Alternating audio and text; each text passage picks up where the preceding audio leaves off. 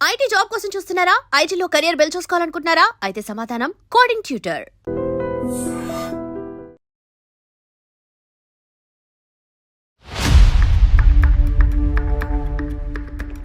అసలు H1B visa అంటే ఏంటి? ఎందుకు H1B వీసా అప్లై చేస్తారు? దీనికి 1990కి వెళ్ళాల్సి వస్తుంది. స్టూడెంట్ వీసా మీద వెళ్ళి వర్క్ చేస్తున్నారని చెప్పి అప్పుడు కూడా కొన్ని వెళ్ళి ఇమిగ్రేషన్ 47 మందిని పంపించేశారు. ఆ ఇష్యూస్ అవుతున్నాయి. సర్టిఫికెట్ తయారు చేయడం మన వాళ్ళు ఛాంపియన్స్ ఇండియన్స్, దాంట్లో స్పెషలీ మన దగ్గర ఉన్నది ఇంకా పెద్ద ఛాంపియన్స్. అంటే వాళ్ళ ఫ్యామిలీని అక్కడికి తీసుకొని వెళ్ళడం కోసమని వీసా ఇంటర్వ్యూస్ కానీ వెళ్తుంటే వాళ్ళు మొత్తం అందరివి రిజెక్ట్ అయిపోయాయంట. అంటే నార్మల్ వీసాస్ కూడా రిజెక్ట్ అవ్వడానికి రీజన్ ఉంది. వాళ్ళ డౌట్ వస్తుంది, నువ్వు ఎందుకు వెళ్తున్నావు యూఎస్కి అని అడుగుతారు. ఈ బ్రిక్స్ నోట్ అని కొత్తగా ఈ మధ్య వస్తుంది కదా సార్, ఆ నోట్ వల్లనే ఇవన్నీ ట్రంప్ కావాలని మన ఇండియా మీద కక్షపాతంతో చేస్తున్నాడని చెప్పి అని అనుకుంటున్నారు. BRICS note first of all లేదు. బ్రిక్స్ నోట్ అని ఏ నోట్ లేదు. అది ఏంటి సార్ మరి? బ్రిక్స్ వాళ్ళ ఇంటర్ కరెన్సీ ఎక్స్చేంజ్ కోసం. యుఎస్ వాళ్ళకి మన ఇండియా మీద కక్ష లేకపోతే యాపిల్ కంపెనీ ఇండియాలో పెడతానంటే లేదు యూఎస్లోనే పెట్టాలని చెప్పి అది ఇష్యూ చేశారు కదా. మరి అది చేస్తాడు కదా, తప్పేముంది. అంటే నువ్వు ఒక బీటెక్ కంప్లీట్ చేసావు, నువ్వు ఒక ఇంజనీరింగ్ అయిపోయి ఉందంటే నువ్వు యూఎస్లో వెళ్ళిపోవాలి. లేకపోతే ఒక పెళ్లి సంబంధం ఏదైనా సెట్ అయితే యూఎస్ వర్క్ ఇచ్చి పెళ్లి చేయాలి. అంటే ఇలాంటివి ఎక్కువ ఉండడం వల్ల యూఎస్ డిమాండ్ ఎక్కువ అయిపోయిందా? యూఎస్ అమెరికన్ డ్రీమ్ ఒకటి ఉంది, అది క్రాష్ అయిపోయింది కంప్లీట్గా. ట్రంప్ వచ్చిన తర్వాత ఇంకా మొత్తం క్రాష్ అయిపోయింది. హాయ్ హలో నమస్తే, నేను మీ anchor Shiva. Welcome to iDream media. ఈరోజు మన ముందున్న గెస్ట్ సురేష్ కొచ్చాటిల్ గారు, సీనియర్ జర్నలిస్ట్. ఈరోజు తీసుకురావడం గల కారణాలు ఏంటంటే H1B వీసా. ఇన్స్టాగ్రామ్ కానీ సోషల్ మీడియా చూసినట్లయితే మొత్తం హల్చల్ అనమాట. ఇలా H1B వీసా $1 lakh ఇలా అంతా కనిపిస్తూనే ఉంది. అసలు H1B వీసా అంటే ఏంటి? ఈ $1 lakh పెంచడానికి రీజన్స్ ఏంటి? అసలు ఎందుకు పెంచారు? ఇవన్నీ విషయాలు చాలామందికి క్లారిటీగా తెలియదు. అవన్నీ క్లారిటీగా తెలుసుకునే ప్రయత్నం అయితే చేద్దాం. ఎందుకంటే బేసిక్గా నేను కూడా చూస్తున్నప్పుడు ఏంటి న్యూస్ ఇలా వస్తుంది ఏంటి అని చూస్తుంటే నాకు సరిగ్గా ఒక క్లారిటీ లేదు, ఒక ఇది లేదనమాట. దాని మీద అవగాహన కూడా లేదు. దాని గురించి మొత్తం నీట్గా ఎక్స్ప్లెయిన్ చేయడానికి ఈరోజు సార్ మన ముందుకు వచ్చేసారు. సార్తో మాట్లాడి మనకు తెలియని విషయాలు తెలుసుకునే ప్రయత్నం అయితే చేద్దాం. హాయ్ సార్, ఎలా ఉన్నారు సార్? నమస్తే సార్, బాగున్నారా సార్? Yeah sir. సరే, అందరికీ ఇదే డౌట్ సార్. సోషల్ మీడియాలో ఈ టాపిక్ ట్రెండింగ్ అవుతున్నప్పుడు అసలు H1B వీసా అంటే ఏంటి? ఎందుకు H1B వీసా అప్లై చేస్తారు? దీనికి 1990కి వెళ్ళాల్సి వస్తుంది మనం. ఆ టైంలో ప్రెసిడెంట్ బుష్ ఒక ఆర్డర్ సైన్ చేశారు అండ్ లేటర్ కాంగ్రెస్ అది అప్రూవ్ చేశారు. అమెరికాలో చాలా టైప్స్ వీసాస్ ఉన్నాయి. ఇప్పుడు మీరు ఎక్కడికైనా వెళ్తుంటే మీరు వీసా అప్లై చేయాల్సి వస్తుంది. భారతదేశం నుంచి వెళ్ళేటోళ్ళకి కొంతమందికి, ఫర్ ఎగ్జాంపుల్ థాయిలాండ్ వెళ్ళాలనుకోండి, వీసా ఆన్ అరైవల్ అని ఉంటుంది. నేను అక్కడ పనిచేస్తాను, నాకు తెలుసు. వీసా ఆన్ అరైవల్ అంటే అక్కడ వెళ్ళంగానే ఎయిర్పోర్ట్లోనే 2200 బాట్లు కట్టేసి, అంటే వాళ్ళ కరెన్సీ కట్టేసి ఫామ్ ఫిల్అప్ చేసి మీకు అక్కడే స్టాంప్ కొట్టి వీసా ఇచ్చేస్తారు. That is visa on arrival. మిగతా కంట్రీస్కి ముందే వీసా అప్లై చేయాల్సి వస్తుంది. ఫర్ ఎగ్జాంపుల్ ఇప్పుడు దుబాయ్కి వెళ్తాను అనుకోండి, యూఏకి వెళ్తాను, మీరు ముందే వీసా అప్లై చేయాల్సి వస్తుంది. ఇంకా ఎక్కడైనా మేజర్ కంట్రీస్, యూరోపియన్ కంట్రీస్. యూఎస్కి ఇంకా టఫ్, ఎందుకంటే మనోళ్ళు చాలా సంవత్సరాల నుంచి యూఎస్కి మన డాంకీ రూట్ అంటాం చూడండి. డాంకీ రూట్ ఒకటి ఉంటుంది, ఎట్లయినా అక్కడ చేరుకోవాలి. ఎస్పెషలీ పంజాబ్, గుజరాత్ అటువైపు నుంచి చాలామంది చనిపోయినా కానీ ప్రాబ్లం లేదు, కానీ యూఎస్కి వెళ్ళాలి నాకు 40 లక్షలు 50 లక్షలు ఏజెంట్లకు ఇచ్చి వాడు ఎక్వెడార్ నుంచి కొలంబియా తీసుకెళ్ళి, కొలంబియా నుంచి మెక్సికో తీసుకొచ్చి, మెక్సికో నుంచి గోడ దుంకి అటువైపు యూఎస్కి వెళ్ళాలనుకుంటా. అక్కడ వెళ్ళగానే వాడు మాయమైపోతాడు, క్రౌడ్లో చేరిపోతాడు. సో ఇప్పుడు దాకా యూఎస్ అడ్మినిస్ట్రేషన్ ఏంటంటే, మనం చూసుకుంటూ వస్తే బుష్ కానీ, క్లింటన్ కానీ, బైడెన్ అడ్మినిస్ట్రేషన్, వీళ్ళందరూ చాలా వీక్గా ఉన్నారు ఇమిగ్రేషన్ మీద. లక్షలాది మంది వస్తున్నారు, వచ్చి అక్కడ పనిచేస్తున్నారు. చాలామంది దగ్గర వీసాలు లేవు. వీసా అయిపోయిన వాళ్ళు, ఎక్స్పైర్ అయిన కూడా ఉన్నారు. ఇప్పుడు యూరోప్లో కూడా అదే పరిస్థితి. యూకేలో చూస్తున్నారు, బోట్లో వచ్చి దిగుతున్నారు, వాళ్ళకి హోటల్ 5 స్టార్ హోటల్ ఇచ్చేస్తున్నారు, తిండి ఇచ్చేస్తున్నారు, నిద్రపోండి, మీకు 3000 పౌండ్లు ఇస్తారు నెలకు. ఏం కావాలి ఇంకా? సోమాలియా నుంచి, సూడాన్ నుంచి, ఆఫ్రికా నుంచి అందరూ వచ్చి అక్కడ పడుతున్నారు, ఆఫ్ఘనిస్తాన్ నుంచి కూడా. కానీ యూఎస్కి ఎందుకు వెళ్తారు? ఒకటి, అక్కడ వెళ్ళే ఒక ఆస్పిరేషన్ ఒకటి ఉంటుంది కొంతమందికి. ఒకటి ఎడ్యుకేషన్. మన దగ్గర నుంచి వెళ్ళే స్టూడెంట్స్లో, ఇది నేను చెప్పట్లేదు, మీరు డేటా తీసుకోవచ్చు, మొన్న కూడా మోహన్ దాస్ పై గారు చెప్పారు ఇది. మన దగ్గర నుంచి వెళ్ళే స్టూడెంట్స్లో 90% మంది 3rd గ్రేడ్ యూనివర్సిటీస్కి వెళ్తారు యూఎస్లో. సర్టిఫికేట్ ప్రింట్ చేసే పేపర్ కూడా విలువ ఉండవు.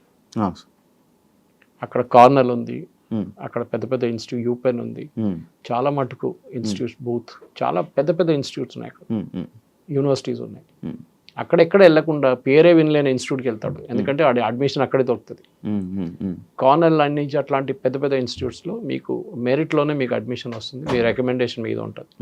అంటే మీ ప్రొఫెసర్స్ రికమెండ్ చేయాల్సి వస్తుంది. వాళ్ళ సెలెక్షన్ ప్రాసెస్ చాలా టఫ్, బహుశా మీకు స్కాలర్షిప్ కూడా ఇస్తారు. మన వాళ్ళు ఏం చేస్తారు, ఫస్ట్ స్టెప్లో యూఎస్కి ఎందుకు వెళ్తారంటే చదువు అని చెప్పి వెళ్తారు. అక్కడ చదువు ఫినిష్ చేయగానే ఎంఎస్ వెళ్తే ఎంఎస్ ఫినిష్ చేస్తారు, కొంతమంది పిహెచ్డి లెవెల్ కూడా వెళ్తారు. అక్కడ వెళ్ళిన తర్వాత వాళ్ళు ఏం చేస్తారు, ఓపీటీ అని ఒక దాన్ని అప్లై చేస్తారు, ఆప్షనల్ ప్రాక్టికల్ ట్రైనింగ్. ఆ ప్రాక్టికల్ ట్రైనింగ్ ఏంటంటే మీరు చదువుకున్న సబ్జెక్ట్, ఫర్ ఎగ్జాంపుల్ రోబోటిక్స్ చదువుకున్నారు, ఆ రోబోటిక్స్ని మీరు ప్రాక్టికల్గా లైఫ్లో ఇంప్లిమెంట్ చేయలేదు, మీరు థియరీ నేర్చుకున్నారు. నేర్చుకోవాలంటే ఒక రోబోటిక్స్ పనిచేస్తున్న కంపెనీ దగ్గర పని చేసుకుంటే మీకు కొంచెం ఎక్స్పీరియన్స్ వస్తుంది, మీరు చేసిన డిగ్రీ కూడా విలువ ఉంటుంది. అక్కడ వెళ్తారు, 2 సంవత్సరాలు యూజువల్ ఉంటే దాన్ని ఎక్స్టెండ్ కూడా చేసుకోవచ్చు కొంచెం. అది కూడా మన వాళ్ళు మిస్యూజ్ చేశారు.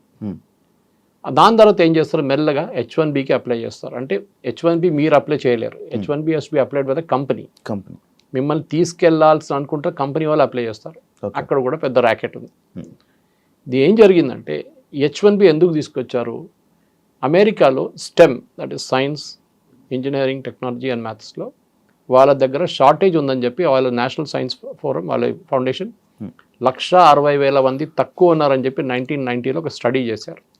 మా దగ్గర అంత ఇంజనీరింగ్ గ్రాడ్యుయేట్స్ లేరు, వస్తున్న వాళ్ళకి స్కిల్స్ లేవు, సో మేమేం చేయాలి, అమెరికన్ ఐటీ కంపెనీస్ అంటున్నారు మేము బయట నుంచి తెప్పించుకుంటాము, వాళ్ళకి ఇదే జీతం మేము కూడా ఇస్తాము. అంటే అమెరికాలో ఒక అమెరికన్ వర్కర్కి $80,000 జీతం అనుకోండి, 80 లేకుండా $1,00,000 ఒక సంవత్సరానికి జీతం ఉంటే మేము కూడా అదే తీసుకొస్తున్న ఎంప్లాయీ కూడా అదే ఇస్తామని చెప్తారు. కానీ చేసేది అది కాదు. ఒకసారి తీసుకొచ్చిన తర్వాత ఆయనకి అది ఇచ్చే $1 కన్నా half the salary ఇస్తారు. వాడు వచ్చేసిండు కాదు, ఎక్కువ మాట్లాడలేడు. ఇప్పుడు ఏమనంటే నిన్ను పంపించేస్తా వాపస్ అంటాడు. ఆడు భయపడి పనిచేస్తారు, అమ్మాయి ఉండని అబ్బాయి ఉండని. ఇది మిస్యూజ్ జరుగుతుంది, చాలా సంవత్సరాల నుంచి జరుగుతుంది. ఇప్పుడు ఇవాళ వచ్చిన న్యూస్ ప్రకారం ఫైర్ వాల్ అని చెప్పి ఒకటి లాంచ్ చేశారు యూఎస్. మేజర్ ఇన్వెస్టిగేషన్ స్టార్ట్ అవుతుంది నిన్నటి నుంచి. వాళ్ళ యూఎస్ లేబర్ డిపార్ట్మెంట్ ప్రతి వీసా, ప్రతి H1B కానీ మిగతా వీసాలు కూడా ఇష్యూ చేయడానికి వాళ్ళకి జీతం ఎంత, వాళ్ళు ఎప్పుడు వచ్చిండ్రు అని మొత్తం బయట హిస్టరీ, జాగ్రఫీ అంతా బయట తీస్తున్నారు ఇప్పుడు. దీంతో బహుశా ఒక 50% ఇండియన్స్ పట్టుబడతారు, 100 ఒక మాయమైపోతారు, ఇప్పుడే మాయమైపోతారు చాలా మంది, ఎందుకంటే వాళ్ళందరూ గాయమైపోతారు అక్కడి నుంచి. సార్ గత ఒక మూడు నెలల క్రితము లైక్ ఇదే స్టూడెంట్స్ లైక్ స్టూడెంట్ వీసా మీద వెళ్ళి వర్క్ చేస్తున్నారని చెప్పి అప్పుడు కూడా కొన్ని వెళ్ళి 47 మందిని పంపించేశారు. ఆ ఇష్యూస్ అవుతున్నాయి. దానివల్ల ఏమైనా ఎఫెక్ట్ ఏమైనా ఉందా సార్? అదే మిస్యూజ్ అండి. అంటే మీరు పని చేయడానికి మీకు లీగల్గా రూల్స్ ఉంటుంది. ఈవెన్ కెనడాలో మీకు ఉంది, ఆస్ట్రేలియాలో కూడా ఉంది. కెనడా ప్రాబ్లం ఏంటంటే పాపులేషన్ చాలా తక్కువ, వాళ్ళ దగ్గర పని చేయడానికి మనుషులు లేరు. వాళ్ళ దగ్గర న్యాచురల్, ఎందుకంటే కెనడాలో మీరు ఉండే పరిస్థితిలో కొన్ని స్టేట్స్ ఉన్నాయి అనమాట, కొన్ని ఏరియాస్లోనే మీరు ఉండొచ్చు, మీతో అంతా చాలా హార్ష్ వెదర్, -30 -40కి వెళ్ళి అక్కడ ఉండలేరు. చైనాలో ఉన్న కెనడాలో ఉన్న కొన్ని సిటీస్లోనే అందరు ఉంటారు. వాళ్ళకి ఫామ్ ల్యాండ్ ఆపరేట్ చేయడానికి అంటే పెద్ద పెద్ద వందలాది ఏకర్ల పొలాలు ఎవరు లేరు నడిపేది. సో పంజాబ్ నుంచి చాలా మందిని తీసుకెళ్లారు, and they are hard working. వాళ్ళు వెళ్ళి మొత్తం దీని అంతా ట్రాక్టర్ పెట్టి అంతా సాఫ్ చేసి ప్రొడక్షన్ మొదలు పెట్టారు. నెక్స్ట్ వేవ్ ఎడ్యుకేషన్ కోసం వెళ్ళారు. యూఎస్ యూనివర్సిటీలో అడ్మిషన్ రాని వాళ్ళు కెనడాకి వెళ్ళారు. ఐడియా ఇస్ కెనడాలో ఉండి మెల్లగా యూఎస్కి దూరిపోదాం, ఎవడు పట్టుకోడు నన్ను, ఎందుకంటే Canada US border open border, అంత పెద్ద చెక్కింగ్ ఏం లేదు. మీరు ఈజీగా మాయమైపోవచ్చు. అక్కడ వెళ్ళి గాయపేసి మీరు సడన్గా యూఎస్లో కనిపిస్తారు నెక్స్ట్ డే. యూఎస్లో ఉన్న ఐస్ అంటే డిపార్ట్మెంట్ కూడా ఉంది, వాళ్ళ ఇమిగ్రేషన్, కస్టమ్స్ అండ్ ఎన్ఫోర్స్మెంట్. వాళ్ళు ఏం చేస్తారంటే చెక్ చేయాలని రూల్ వాళ్ళ దగ్గర ఉంది, కానీ ఇప్పుడు దాకా అది చేయలేదు. ట్రంప్ వచ్చిన తర్వాత ఇప్పుడు మీరు చూస్తున్నారు లాస్ ఏంజలీస్ కానివ్వండి, న్యూయార్క్ కానివ్వండి, వాషింగ్టన్ DC కానీ రేట్ల మీద రేట్లు నడుస్తున్నాయి. రెస్టారెంట్లో పనిచేస్తున్న ఎంప్లాయీస్ని పట్టుకెళ్తున్నారు, పెట్రోల్ బంక్లో పనిచేస్తున్న పట్టుకెళ్తున్నారు. దాంట్లో చాలా మంది మన వాళ్ళే ఉన్నారు తెలుగు స్పీకింగ్ స్టేట్స్ నుంచి. ఈ ప్రాబ్లం మీకు కేరళలో కనిపించదు. కేరళ నుంచి వచ్చే H1B మీద వెళ్ళే వర్కర్స్ అందరూ నర్సెస్. యూఎస్లో నర్సెస్ పెద్ద షార్టేజ్ ఉంది, యూరోప్లో కూడా ఉంది సేమ్ ప్రాబ్లం. సెకండ్ డాక్టర్స్ కూడా తక్కువ ఉన్నారు వాళ్ళ దగ్గర. సో డాక్టర్స్ మన దగ్గర తీసుకెళ్తారు. కానీ దీని లాజిక్ ఏంటి, H1B అనగానే హైలీ స్కిల్డ్ వర్కర్, అంత ఎక్సెప్షనల్ స్కిల్ మీకు ఉందన్నమాట. ఏ ఫీల్డ్ అయినా మీ ఫీల్డ్ నుంచి. మన దేశంలో H1B అనగానే అందరు ఐటీతో ఈక్వేట్ చేస్తారు. కాదు, అవును sir. H1B is for all fields. మీరు ఒక great musician, great sound recordist, okay, లేకుంటే మీరు సైంటిస్ట్, మీరు ఆస్ట్రోఫిజిస్ట్, మిమ్మల్ని కూడా H1Bలో తీసుకెళ్తారు. అక్కడ ఉన్న యూనివర్సిటీస్ తీసుకెళ్ళచ్చు, అక్కడ ఉన్న కంపెనీలు తీసుకెళ్ళచ్చు. ఒక 10-15 సంవత్సరాల ముందు ఈ అకాడమిక్ వాళ్ళని H1B కోటా నుంచి తీసేశారు. అంటే H1Bకి ఫర్ ఎగ్జాంపుల్ 64,000 లేకుంటే 80,000 వీసాలు ఉన్నాయి అనుకుంటే ఒక సంవత్సరానికి లిమిట్ ఉంటుంది. అకాడమిక్ వాళ్ళని దాన్ని తీసేశారు, దాన్ని కలపలేదు, సపరేట్గా పెట్టుకున్నారు. వాళ్ళకి లిమిట్ లేదు. బికాస్ అకాడమిక్స్లో బెస్ట్ ప్రొఫెసర్స్ కావాలంటే మేము బయట నుంచి తెచ్చుకోవాలని మా దగ్గర లేరండి. రేపు ఫర్ ఎగ్జాంపుల్ అమెరికాలో ఒక సాంస్క్రిట్ సబ్జెక్ట్ నేర్పియాలి ఒక యూనివర్సిటీలో అంటే వాళ్ళు ఎక్కడి నుంచి తీసుకొస్తారు సాంస్క్రిట్ ప్రొఫెసర్? భారతదేశం నుంచి తీసుకురావాలి కదా, ఇక్కడి నుంచి తీసుకొస్తారు. స్పానిష్ ప్రొఫెసర్ గారు వాళ్ళు సౌత్ అమెరికా నుంచి తీసుకొస్తారు. ఓకే, సో అదే కదా ద మెయిన్ ప్రాబ్లమ్ ఈస్ మన దగ్గర ఈ ఫస్ట్ అండర్స్టాండింగ్ లేదు. ఎస్పెషలీ తెలుగు స్పీకింగ్ స్టేట్స్లో H1B వీసా అనగానే as a matter of right అనుకుంటున్నారు వాళ్ళు. మా రైట్ అది, మా అధికారం, మాకు అది. ఇది ఎట్లయిపోయిందంటే మీరు రీప్లేస్ చేస్తున్న ఎవరిని అక్కడ.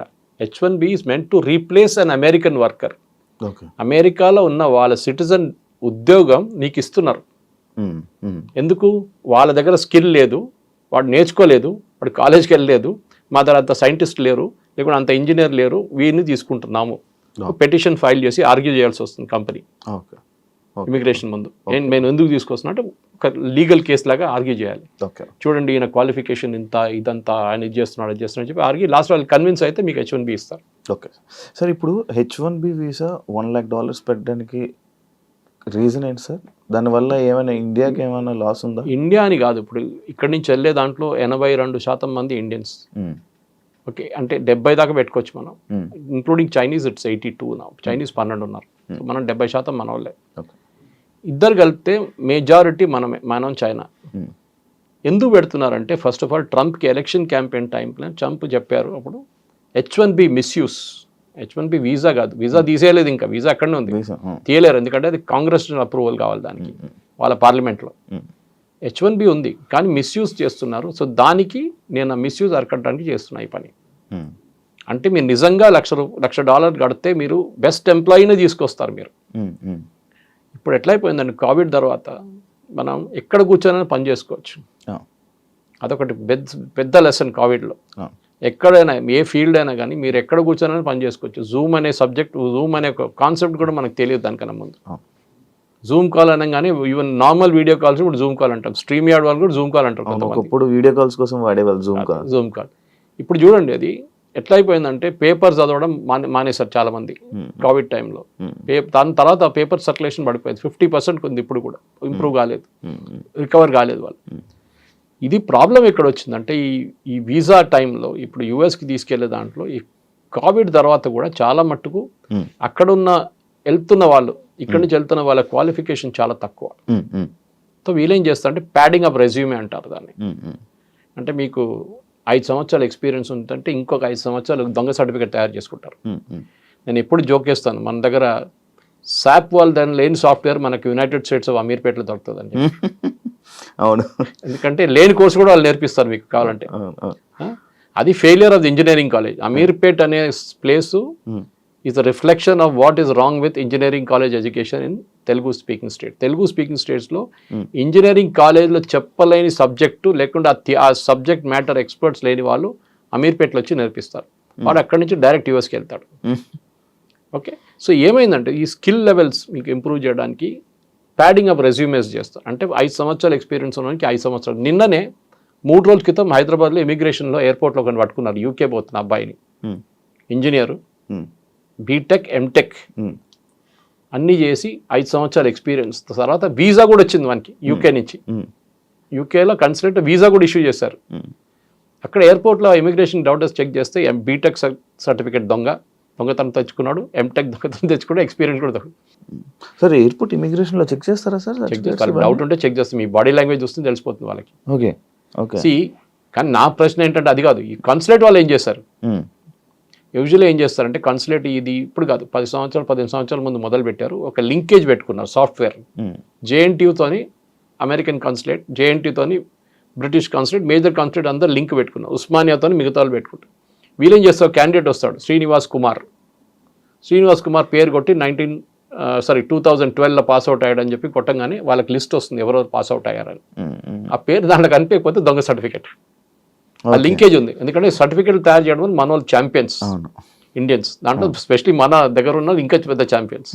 మన దగ్గర ఎడ్యుకేషనల్ కన్సల్టెంట్స్ ఉంటారు, వాళ్ళు మీరు లేనిపోయిన బ్యాంక్ బ్యాలెన్స్ చూపిస్తారు, మీకు లేనిపోయిన సర్టిఫికేట్లు తయారు చేసిస్తారు, లేనిపోయిన ఎక్స్పీరియన్స్ చూపిస్తారు. కరెన్సీ చేసేస్తున్నారు. ఇది ఇప్పుడు అంతా కలిసి పడ్డది అక్కడ యూఎస్లో. ఈ ఫేక్ రెజ్యూమెస్ కానివ్వండి, మీరు ఎక్స్పీరియన్స్ ఇప్పుడు చూడండి, లేబర్ డిపార్ట్మెంట్ ఇంత స్ట్రిక్ట్గా ఇప్పుడు దాకా రాలేదు. మీరు చూసిన సినిమా ఏం లేదు ఇప్పుడు, అది చూసిన ట్రైలర్ ఇప్పుడు ఈ $1 lakh ఇప్పుడు రాబోతుంది పెద్ద బాంబు. ఏం సార్ రేట్ నడుస్తున్నాయి ఇప్పుడు. They are checking each and every H1B issue చేసిన చెక్ చేస్తున్నారు. ఎందుకంటే వ్యాలిడిటీ 3 సంవత్సరాలు ఉంటుంది కదా, 3 సంవత్సరాల నుంచి యూఎస్లో పనిచేసేట్టు చెక్ చేస్తున్నారు. ఇప్పుడు నీకు ఎట్లా వచ్చింది H1B, నీకు ఎవరు ఇష్యూ చేసిండు, నీకు ఎక్స్పీరియన్స్ ఎంత ఉంది, నీకు జీతం ఎంత వస్తుంది. మెయిన్ జీతమే ప్రాబ్లం. వీళ్ళు ఎందుకు తీసుకొస్తున్న ఇండియన్ వర్కర్స్తో ప్రేమ ఏం లేదు. అమెజాన్ కానీ, మెటా వాళ్ళకి కానీ, గూగుల్, వీసా టాప్ 3, టాప్ 10లో ఒకటే ఇండియన్ కంపెనీ ఉన్నారు. వీసా లాస్ట్ 2024లో H1B మ్యాక్సిమం అప్లై చేస్తున్న కంపెనీస్లో టాప్ 10లో ఐటీ కంపెనీస్లో ఒకటే ఇండియన్ కంపెనీ ఉంది. 4th పొజిషన్లో TCS. ఇన్ఫోసిస్ లేరు, ఎవరు లేరు. ఓకే. ఎందుకంటే కోవిడ్ తర్వాత work from home and work place అని కాన్సెప్ట్ లాగా చాలా మంది ఇండియాకి షిఫ్ట్ అయిపోయారు. ఇండియా నుంచే వర్క్ చేస్తున్నారు. ముందు కాన్సెప్ట్ ఉండే on site and off site అని, ఇప్పుడు ఆ కాన్సెప్టే పోయింది. ఇప్పుడు అమెజాన్ వాళ్ళు ఇండియన్స్ H1Bలో ఎందుకు తీసుకొస్తున్నారు? అమెజాన్లో ఇంత పెద్ద పని ఏంటి వీళ్ళకి, ఇంత పెద్ద ఇంజనీరింగ్ స్కిల్ ఏంటి వీళ్ళకి అమెజాన్లో, that they need an Indian engineer who is extraordinary. అట్లేం లేదు. సో ఏం చేస్తారంటే తక్కువ జీతం ఇవ్వడానికి వీళ్ళని గుంజుకొని తీసుకెళ్తారు. So that is what is being investigated now today onwards. నిన్న ట్రంప్ అనౌన్స్ చేసిన రోజు అదేం చెప్పలేదు, ఇవాళ చెప్తున్నారు. జెన్యున్గా ఉన్న వాళ్ళని తీసుకెళ్ళండి, ఎవరికి అబ్జెక్షన్ లేదు. కానీ H1B is not a matter of right. మీకు అర్హత నాకు ఇచ్చే ఉండాలని చెప్పి ఎవడు చెప్పట్లేదు. వీసా ఈజ్ అ రైట్ కాదు, visa is a kind of మీకు ఇస్తే ఇస్తారు, లేకుంటే లేదు. ఇప్పుడు US కన్సులేట్కి వెళ్తే ఆల్మోస్ట్ 50% మంది వీసాలు రిజెక్ట్ అయిపోతాయి. అవును సార్, యాక్చువల్లీ అదే పాయింట్ సార్. ఎందుకంటే రీసెంట్ టైమ్స్లో కొంతమంది దగ్గర నేను విన్నది ఏంటంటే, అంటే వాళ్ళ ఫ్యామిలీనే అక్కడికి తీసుకొని వెళ్ళడం కోసమని వీసా ఇంటర్వ్యూస్ కానీ వెళ్తుంటే వాళ్ళు మొత్తం అందరివి రిజెక్ట్ అయిపోయాయంట. అంటే నార్మల్ వీసాస్ కూడా రిజెక్ట్ అవ్వడానికి రీజన్ ఏమైనా ఉందా? వాళ్ళు డౌట్ వస్తుంది, నువ్వు ఎందుకు వెళ్తున్నావు యూఎస్కి అని అడుగుతారు. ఫస్ట్ నేను చదవడానికి వెళ్తున్నా అంటాడు. మీ ఇక్కడ ఎవరో ఉన్నారంటారు, అమ్మ నాన్న ఉన్నారు, పెళ్లి చేసుకున్న తర్వాత నువ్వు చదువుకు వెళ్తున్నావు. అచ్చా. దాని తర్వాత అక్కడ వెళ్ళినాక ఏం చేస్తావు, మీ వైఫ్కి వీసా అప్లై చేస్తావు, మీ పిల్లలకి వీసా అప్లై చేస్తావు, వాళ్ళని తీసుకెళ్తావు, మెల్లగా దూరిపోతే గ్రీన్ కార్డ్ కోసం ట్రై చేస్తావు. దానికి 16 సంవత్సరాలు వెయిటింగ్ లిస్ట్ ఉంది, అది ఇంకోటి. దాని తర్వాత citizenship next. Green card citizenship కాదు. Lot of people mistake green card green card is green card, it is not a US citizen. అది ఇంకో స్టెప్ ఉంటుంది US సిటిజన్షిప్కి. ఇక్కడి నుంచి వెళ్ళే వాళ్ళు మెయిన్ ప్రాబ్లం ఏంటంటే మీరు చెప్పిందే ప్రాబ్లం. అమెరికాలో వాళ్ళు ఏమంటున్నారు, మీరు చదువుకోవడానికి రాండి, నో ప్రాబ్లం, చదువుకోండి, ఇక్కడ వచ్చి మాకు ట్యూషన్ ఫీజు వస్తుంది, మా కాలేజీలో కొంచెం 50% అయినా మాకు ఫండింగ్ మీ దగ్గర నుంచి వస్తుంది. కెనడాలో ఫర్ ఎగ్జాంపుల్ మనం ఖర్చు చేస్తుంది కెనడియన్ కాలేజెస్లో ఒక 30 నుంచి 40 కెనడియన్ కాలేజెస్ నడిపిస్తుంది ఇండియన్ స్టూడెంట్స్ ఫీజ్. ఎందుకంటే కెనడియన్ స్టూడెంట్స్కి ఫ్రీ, వాళ్ళకి ఫ్రీ ఎడ్యుకేషన్ ఇవ్వాలంటే ఇండియన్ స్టూడెంట్స్ కట్టిన ఫీ నుంచి వాళ్ళకి ఫ్రీ ఇస్తారు. రాకపోతే ఏం చేస్తారు, మొత్తం కాలేజ్ మునిగిపోతుంది. అదే నడుస్తుంది ఇప్పుడు కెనడాలో కూడా. ఎందుకంటే ట్రూ వాల్యూ తెలిసిపోయిన అందరికీ. అక్కడ ఉన్న, నేను చెప్పాను కదా, ప్రింట్ చేయడానికి కూడా అర్హత లేని కాలేజీలు అక్కడ ఉన్నారు పేరుతో. చెప్పకపోతే పెద్ద స్టోరీ. మన దగ్గర ఒక రేడ్ జరిగింది మన కెనడాలో, యూఎస్లో కూడా జరిగింది. ఇప్పుడు కదా 2 సంవత్సరాల ముందు. ఆ యూనివర్సిటీ లేదంట, పేపర్లోనే లేవు. ఆ పేపర్ ఇచ్చిండు, సర్టిఫికేట్ ఇచ్చిండు, వీసా ఇచ్చేసిండు, అన్నీ తీసుకెళ్ళి ఇక్కడ కోర్సు కూడా కంప్లీట్ చేసిన యూనివర్సిటీ లేదు అసలు. ఒక ఆడిటోరియం ఉందంట, ఆడిటోరియం అందరు తీసుకెళ్ళి కూర్చోబెడతారంటే ఒకడు వచ్చి 1 గంట సేపు చెప్పేసి వెళ్ళిపోతారు, అయిపోయింది ఆ రోజు క్లాస్. ఇట్లాంటి ఫ్రాడ్ నడుస్తుంది. ఎందుకంటే అట్లా చాలా ఉన్నాయి ఇట్లాంటివి. సో ఇప్పుడు US గవర్నమెంట్ ట్రంప్ని తప్పుపట్టలేమండి. నేను మళ్ళీ అదే సబ్జెక్ట్ వస్తున్నాను. బంగ్లాదేశ్ వచ్చి ఇండియాలో వచ్చి మీ ఉద్యోగం తీసుకెళ్తే మీకు ఎట్లా ఉంటుంది? అదే కదా మనం అప్పుడు అంటున్నాం, బంగ్లాదేశ్ని పంపేయండి, రోహింగ్యాలను ఇక్కడ ఏం చేస్తున్నాం వాళ్ళు పంపించండి అని. మా ఉద్యోగం వాళ్ళు తీసుకెళ్ళిపోతున్నారు. కరెక్ట్, కొట్టాల్సింది వాళ్ళు పంపించారు. కానీ మన వాళ్ళని కొట్టారని చెప్పట్లేదు నేను. నేనే అంటున్నా అంటే మీరు లీగల్గా వెళ్తే ప్రాబ్లం లేదు. 10 మందిలో 5 మంది లీగల్గా వెళ్తే 5 మంది ఇల్లీగల్గా వెళ్తున్నప్పుడు ఈ 10 మంది పేరు కూడా ఖరాబ్ అయిపోతుంది దాంతో. సార్ అంటే అందరు బ్లాక్ మార్క్ అయిపోతారు. సార్ అంటే మన ఇండియాలో ఉన్న కొంతమంది ఏమనుకుంటున్నారంటే ఈ బ్రిక్స్ నోట్ అని కొత్తగా ఈ మధ్య వస్తుంది కదా సార్, ఆ నోట్ వల్లనే ఇవన్నీ ట్రంప్ కావాలని మన ఇండియా మీద కక్షపాతంతో చేస్తున్నాడు అని చెప్పి BRICS note first of all లేదు. ఏంటి బ్రిక్స్ నోట్ అని ఏ నోట్ లేదు. అది ఏంటి సార్ మరి? బ్రిక్స్ వాళ్ళ ఇంటర్ కరెన్సీ ఎక్స్చేంజ్ కోసం భారతదేశం బ్రెజిల్తో ట్రేడ్ చేసుకోవడానికి డాలర్ కాకుండా మనం ఇంకే కరెన్సీ వాడుకోవచ్చు. ఫర్ ఎగ్జాంపుల్ రష్యాతో మనం ట్రేడ్ చేస్తున్నాడు. రష్యా స్విఫ్ట్ సిస్టమ్ అనే ఒక ఇంటర్నేషనల్ సిస్టమ్. మీరు ఇప్పుడు ఒక ఇంటర్ కంట్రీ ట్రాన్స్ఫర్ చేస్తే ఇక్కడ నుంచి మీరు యూఎస్కి వచ్చి డబ్బులు పంపిస్తున్నారు, మీ తమ్ముడు అక్కడ చదువుకుంటున్నాడు, మీరు ఆయన ఫీజు ఇక్కడ నుంచి పంపిస్తున్నారు, మీరు బ్యాంక్కి వెళ్ళి డబ్బులు కట్టి వాళ్ళ బ్యాంక్కి ట్రాన్స్ఫర్ చేస్తారు. ఆ వర్క్ చేస్తున్న సిస్టమ్ పేరు స్విఫ్ట్ ఇంటర్నేషనల్ సిస్టమ్. రష్యాని బ్యాన్ చేసి పడేశారు దాని నుంచి, ఎందుకంటే యుక్రెయిన్ వార్ స్టార్ట్ చేయగానే. ఇప్పుడు రష్యా డబ్బులు మనం రష్యాకి ట్రాన్స్ఫర్ చేయలేము. మనం ఏం చేస్తాం, సరే మేము రూపీలో పే చేస్తాం మీకన్నా, డైరెక్ట్ బ్యాంక్ ట్రాన్స్ఫర్ రూపీ నుంచి మా స్టేట్ బ్యాంక్ నుంచి మీ రష్యన్ బ్యాంక్ ఇచ్చేస్తారు. కానీ రూపీ డాలర్ కదా, డాలర్ కాగానే స్విఫ్ట్ నుంచి వెళ్ళాల్సి వస్తుంది. స్విఫ్ట్ నెంబర్ అనేది స్విఫ్ట్ SWIFT అని ఉంటుంది, ఆ నెంబర్ లేదు ఇప్పుడు రష్యా. సో మనం ఏం చేస్తాం trade. So BRICS is that only. BRICS ఏమన్నా ఆల్టర్నేటివ్ కరెన్సీ కాదు, ఏదో కొత్త కరెన్సీ యూరో తీసుకురావట్లేదు ఇక్కడ. We're trying to kind of evolve different system. For example మనం ఇరాన్తో ట్రేడ్, ఇప్పుడు ఇరాన్ లేదనుకోండి దీని బ్రిక్స్లో, కానీ చెప్తున్నా ఇరాన్తో మనం ఫస్ట్ ఆయిల్ ట్రేడ్ చేసినప్పుడు అమెరికా వాళ్ళు బ్యాన్ పెట్టినప్పుడు న్యూక్లియర్ డీల్తో ఏం జరిగిందంటే ఇరాన్ ఏమన్నారు, ఫస్ట్ వాళ్ళ లోకల్ కరెన్సీలో మనం ఇచ్చేస్తే చాలన్నారు, మనం ఇచ్చాం. దాని తర్వాత మనం చెప్పాం అది కూడా చేయలేము, యూఎస్ చాలా ప్రెషర్ పెడుతున్నా అంటే ఒక పని చేయండి, మాకు బియ్యం కావాలి, మాకు ఇన్ని టన్స్ మిలియన్ టన్స్ బియ్యం కావాలి, మీ దగ్గర ఆ బియ్యం మాకు ఇచ్చేసేయండి, మేము మీకు ఆయిల్ ఇచ్చేస్తాం. బార్టర్ ట్రేడ్ అంటాం అన్న పాత సిస్టమ్లో అట్లనే ఉండే, ఇచ్చి మేము తీసుకు. సో ఈ బ్రిక్స్తో దీనికి సంబంధం లేదు. ట్రంప్కి కోపం ఏంటంటే ఆ లాబీ చాలా పవర్ఫుల్ అయిపోతుంది, దాంట్లో రష్యా అండ్ సౌత్ ఆఫ్రికా అస్సలు పడదు, చైనా ఇంకా పడదు, మిగిలింది ఎవరు? ఇండియా కదా. ఇండియా మీద టార్గెట్ చేస్తారు. సో ఇండియాని టార్గెట్ చేయడంలో ఇండైరెక్ట్లీ వీళ్ళు ముగ్గురు ఉన్నారని చెప్పి టార్గెట్ చేస్తున్నారు. కానీ బ్రిక్స్కి దీనికి సంబంధం లేదు. It is nothing do with. It is basically ఆయన ఎలక్షన్ క్యాంపెయిన్లో చెప్పిన మాట చేస్తున్నాడు. ఎలక్షన్ క్యాంపెయిన్లో చెప్పాడు, నేను రాగానే ఇమిగ్రేషన్ పెట్టి H1B వాళ్ళని అందరిని తీసేస్తా అని చెప్పి. అప్పుడు డిఫెండ్ చేయడానికి వచ్చిన ఎవరు? Elon Musk. ఎలాన్ మస్క్ ఏమన్నారంటే H1B వర్కర్స్ వస్తున్న దాంతో పాటు మనకి యూఎస్లో ఇన్నోవేషన్ ఇంప్రూవ్ అవుతుందన్నారు, విచ్ ఇస్ కరెక్ట్. ఇక్కడి నుంచి ఫస్ట్ ఎర్లీ స్టేజెస్లో H1Bలో 90s అండ్ ఎర్లీ 2000 వెళ్ళిన వాళ్ళు చాలామంది ఇన్నోవేటివ్ ప్రోడక్ట్స్ తీసుకొచ్చారు. మన దేశంలో ఒక్క ఇన్నోవేటివ్ ప్రోడక్ట్ కూడా మీరు చెప్పండి ఏదైనా తయారు చేసింది. ఒక ఐప్యాడ్ తయారు చేసామా మనం? ఒక ఐపాడ్ తయారు చేసామా? ఏం తయారు చేసాం చెప్పండి మనం? We are services country. ఐటీ కూలీ అని నేను ఆ వర్డ్ వాడను, అది it is a derogatory word. కానీ మనం చేస్తున్న సర్వీసెసే. అక్కడ ఉన్న అమెరికన్ కంపెనీకి ఇక్కడ నుంచి అవుట్సోర్స్ చేశారు, మనం సర్వీస్ చేస్తున్నాం. వాళ్ళ బ్యాక్ ఎండ్ మెయింటైన్ చేస్తున్నాం, వాళ్ళ అకౌంట్స్ మెయింటైన్ చేస్తున్నాం, అకౌంట్ రిసీవబుల్స్ మెయింటైన్ చేస్తున్నాం, అన్నీ మనం చేస్తున్నాం ఇక్కడ నుంచి. అంతే. అదే సార్, ఇప్పుడు యుఎస్ వాళ్ళకి మన ఇండియా మీద కక్ష లేకపోతే యాపిల్ కంపెనీ ఇండియాలో పెడతానంటే లేదు యుఎస్లోనే పెట్టాలని చెప్పి అది ఇష్యూ చేశారు కదా, మరి అది చేస్తాడు కదా. సిద్ధరామయ్య ఏమో బెంగళూరులో పెట్టమంటారు, మన కంట్రీలోనే కాంపిటీషన్ ఉంది. అమెరికా ఏమంటారు, మా ఆధార్ పెట్టండి, మా దగ్గర 50,000 మందికి ఉద్యోగం వస్తుంది, ఇక్కడ పెట్టండి అని. అక్కడ ఎందుకు పెడుతున్నావు అని చెప్తారు. చెప్పాల్సిన చెప్తాడు అంతే, వినాల్సిన వింటాడు. అంటే ఇలాంటి సిచ్యువేషన్స్ ఒకటి చూసుకుంటే అది Trump is a businessman. ఆయన real estate dealer, real estate company నడిపిస్తాడు. ఆయన మాట్లాడే లాంగ్వేజ్ అది ఇది అంటే చేస్తావా లేదా అట్లా మాట్లాడతారు డైరెక్ట్. మన దగ్గర రియల్ ఎస్టేట్లో అట్లా కాదు, కానీ ట్రంప్ లాంగ్వేజ్ అది. ఇదో స్ట్రైట్ ఫార్వర్డ్ డీలర్. నాకు ఎంత వస్తుంది చెప్పు, నీకు ఇంత ఇస్తాను నేను కథ, ఇది డీల్ అన్నమాట. సో ట్రంప్ చేసేది అన్ని ఆయనకి అమెరికన్. నేను కూడా CNN ఒక ఒపీనియన్ పోల్ వచ్చింది చూశాను నేను, and CNN is anti Trump. దాంట్లో కూడా చాలా మంది అమెరికన్ ట్రంప్ని సపోర్ట్ చేస్తున్నారు ఇప్పుడు 2-3 దాంట్లో.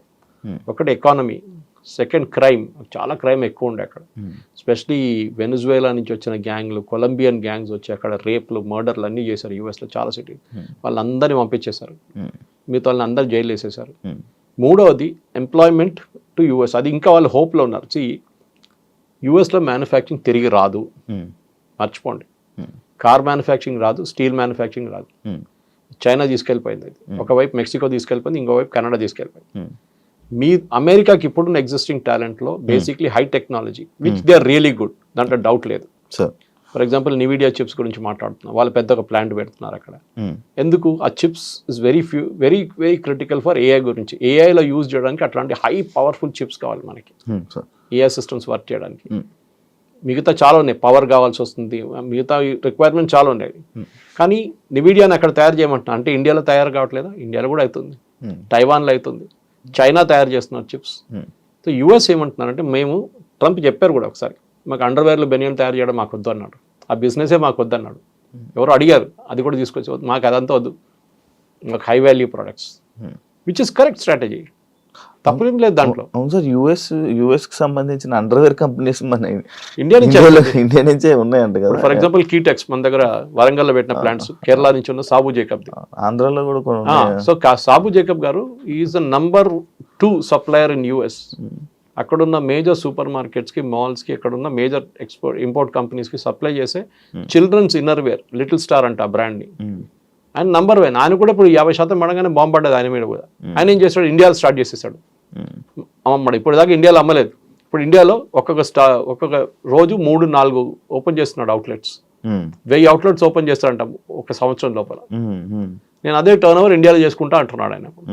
సో ఎక్స్పోర్ట్ బ్యాన్తో సంబంధం లేదు. మన దగ్గర ఏం ప్రాబ్లం ఎక్కడ వచ్చిందంటే, మనం చాలా మటుకు US మీద డిపెండెంట్ అయిపోయాం. సార్ అదే యాక్చువల్లీ మన ఇండియన్స్ మొత్తం US మీద డిపెండ్ అయిపోయారా? ఇప్పుడు నిన్న అశ్విని వైష్ణవ్ గారు ఒక స్టేట్మెంట్ ఇచ్చారు, I'm shifting to Zoho software అన్నారు. Zoho is a pure home bound software, తమిళనాడులో ఏదో విలేజ్లో తయారు చేసిన సాఫ్ట్వేర్.